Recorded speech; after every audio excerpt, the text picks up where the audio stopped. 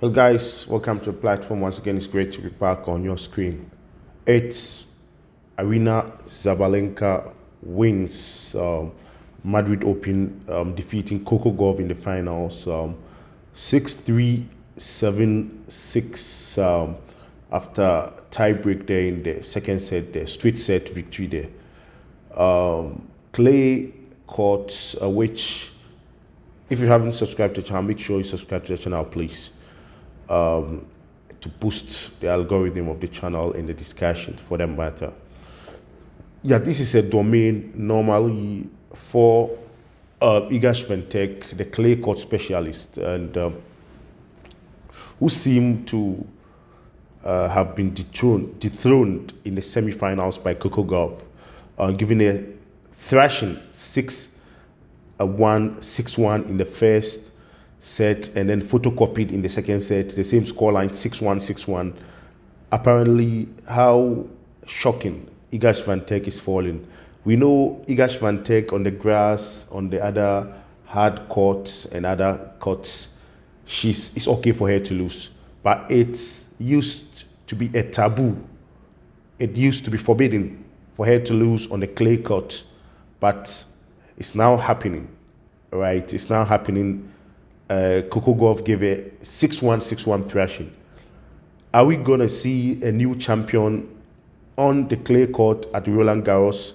And that's the big question I'm posing to you. You've got to answer in the comment section. And because Aryna Sabalenka seems to be the dominant force now on every surface, be it the hard courts. Australia, I mean, it's a domain. Once she's won it, I think twice now in succession. Whatever court, the Wimbledon, the grass court at Wimbledon, the hard court at the US Open, not necessarily in terms of Grand Slam, right? But she's been dominant this year in particular 2025. She's won so many titles and won so many matches than other WTA stars, right? And I find it difficult. Let's see, you never know. Iga Swiatek, as she is on the clay court, that's her domain. Maybe she'll bounce back and lay a strong claim to being a specialist, the best on the clay court in the upcoming Roland Garros. Other than that, Coco Gauff and Aryna Sabalenka are coming up strongly. Aryna Sabalenka defeating Aryna Sabalenka in the semi-finals. Coco Gauff dishing it out to Iga Swiatek in a thrashing.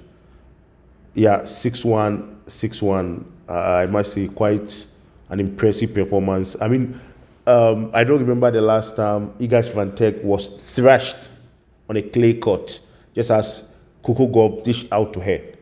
So it's quite surprising for me to see that scoreline.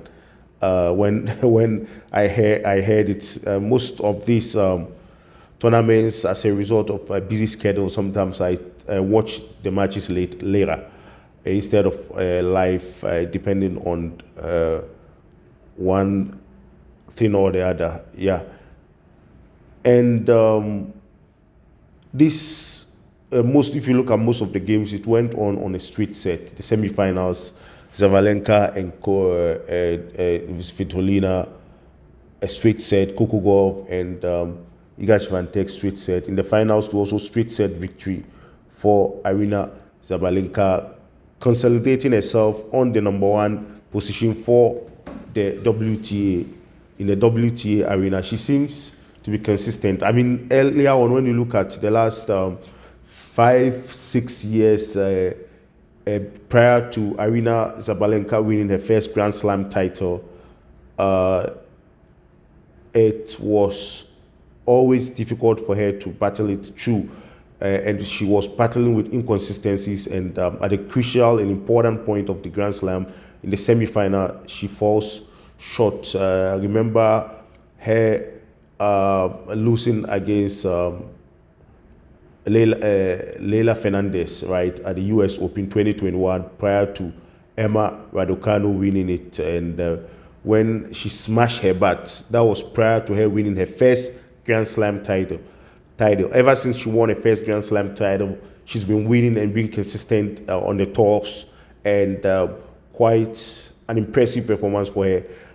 She's looking strongly as one of the favorites going into the Roland Garros 2025.